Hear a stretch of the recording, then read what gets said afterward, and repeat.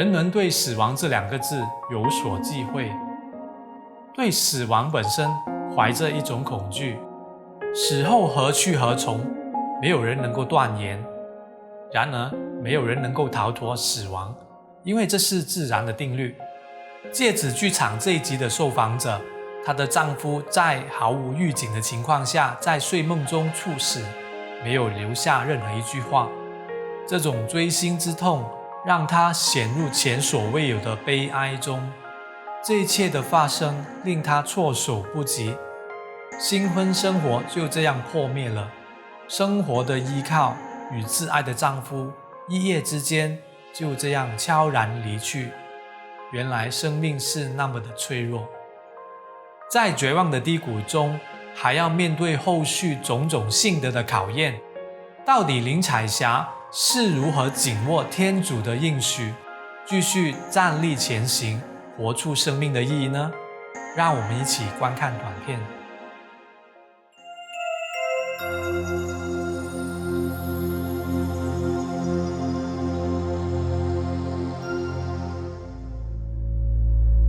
我们拍拖大概有3年，然后我们就结婚1年，然后他就过世了。已经睡到很熟了啦，听到他的呼吸很大声，就这样。那时我动很多次，他都没有醒，我就紧张了咯。我已经是慌张到我的头也在麻痹了。快换了一件衣服，然后我就驾车载他去医院。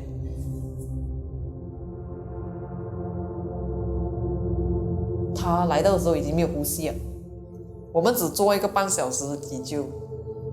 什么事情？现在我在心想什么事情？这样就没有了嘛？是他是不是就没有了？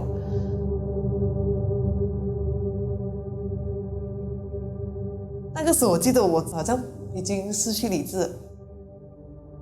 我就跪在那个急救室的外面哦，求天主救救他。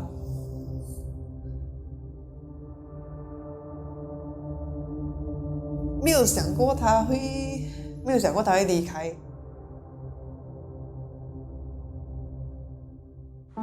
他留给我很多美好的回忆啦。他对我非常好，我相信他对每一个人都非常好。虽然他没有做很多很轰烈的伟大的事情，不过他在做每一样小事，他都做到很好。我也很谢谢他那么坚持跟我在一起。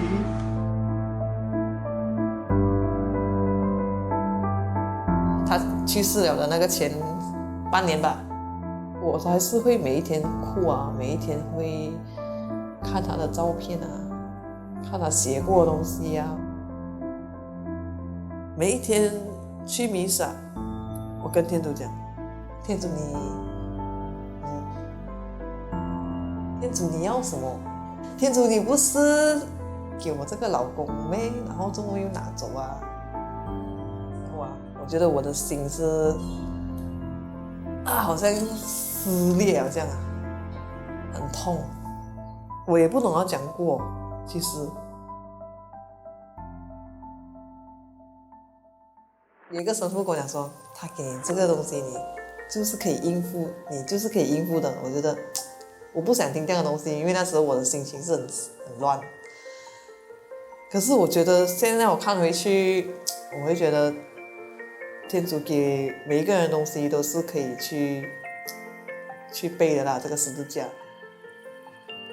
就说没有了老公啊，会寂寞啊，还是会。可是我觉得就去找天主啊，天主就会来填满那个寂寞，填满那个空。我觉得这个是最美的了，这个是我体验的啦。天主是我的正能量啦，可以讲是因为我一直去寻找耶稣，他会给我很多力量去走下去了。可是现在的我已经是可以接受这个事实，我老公离开的事实，所以我已经不再去问为什么。如果我没有信耶稣啊，我不敢想象我自己会是怎样的一个人呢？我也许会是已经是中了抑郁症。虽然我们结婚1年时间这样短是很可惜啦。可是看回去，我这段婚姻其实是很美好的一段婚姻啦，因为我相信我们的信仰是有永恒的，然后我也相信以后我们还会再相聚。我没有后悔嫁给他。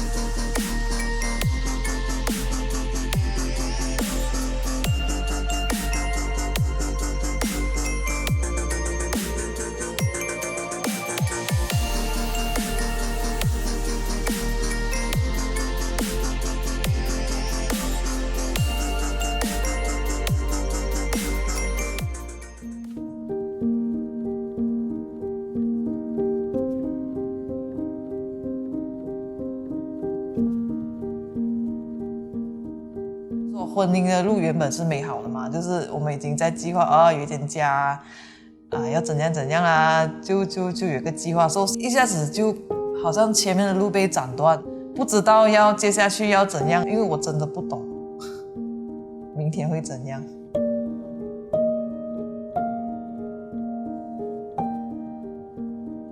现在他不在了啊，不管是在2年前你访问我，还是到今天，我还是会勾起很多回忆啊，还是会看照片，还是会啦，就是看照片还是会掉泪。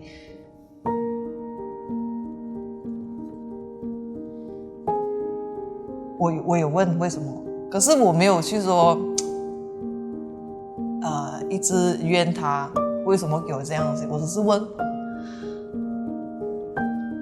他好像是不是太早走了一点，然后没有答案。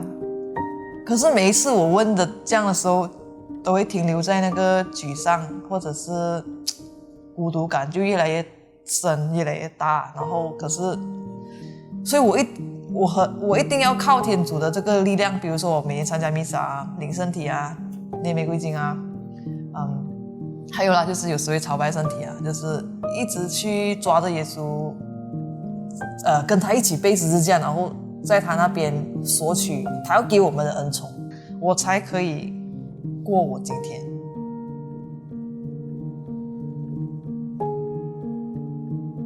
我记得有一次在耶稣受难日的时候啊，我很伤心啊，然后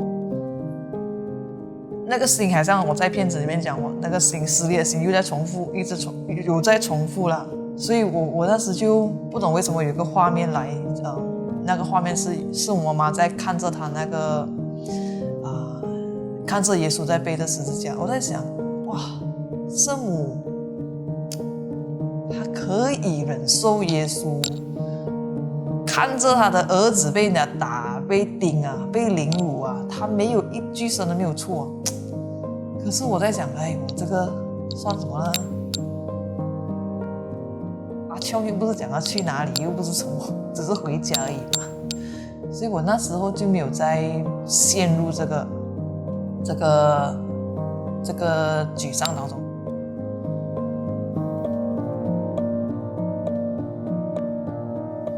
会更加投入啊，这样子会更加投入去祈祷，好像尤其是念玫瑰经，以前我也是不能的，好像，可是现在我念的时候，我会觉得，念每一粒好像在跟妈妈讲话这样，妈妈，帮我一下，妈妈，所以我会觉得，在借着这个苦难，这个空，让天主进来的时候，我会觉得借着这些祈祷，不管是念经还有自己个人在宁静的时候对天主祈祷的时候，我觉得这个空反而被天主充满到，甚至有时候还会觉得很喜乐。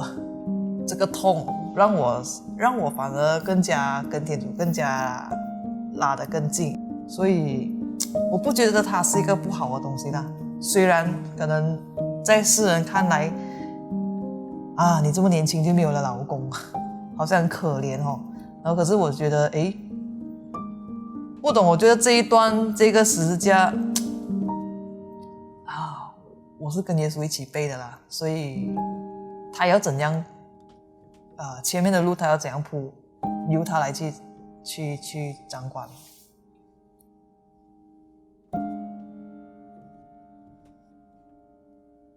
反正我借着这个经历啦，我觉得我越来越追求的是跟世界已经是不同的一个方向。我觉得我想要追求的就是每一天在他的旨意里面，然后活出他的旨意。天主在我们的心中安置了对幸福无限的渴望，这渴望唯有天主才能够满足，其他事情无法取代。林彩霞姐妹就像一般人一样，希望建立美满的婚姻生活和享有幸福的人生，但突如其来的意外扰乱了她所有的计划，并且让她却步难行。对于枕边人的离去，她除了失去依靠，接踵而来的更是巨大的孤独与悲伤。可是他心中依然怀着一个向耶稣基督求救的信念，就像福音里患了血肉病的妇女的故事。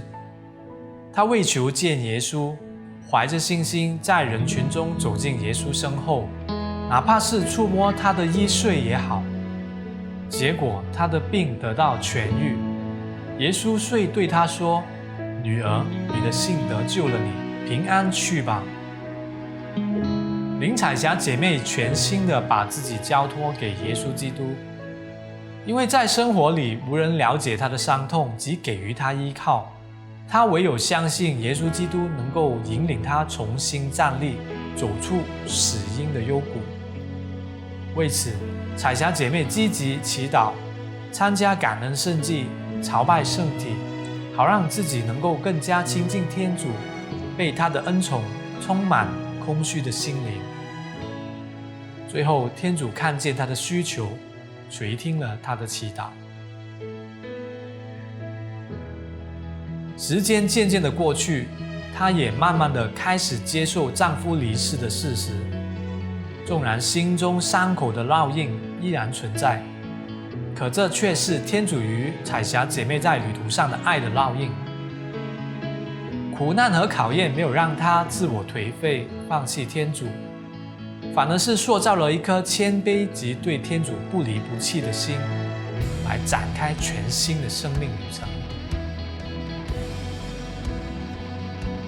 在圣经里得训篇2章13节这么说道：因为上主富于慈惠宽仁，在患难中赦免罪过，并施救恩。他是一切真心寻求他的护卫者。信赖天主的眷顾，就是具有坚定的信德，知道他能够并且愿意帮助我们。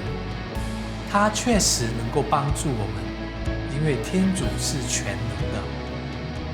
在圣经里也有多处的记载，天主是信实，而且言出必行。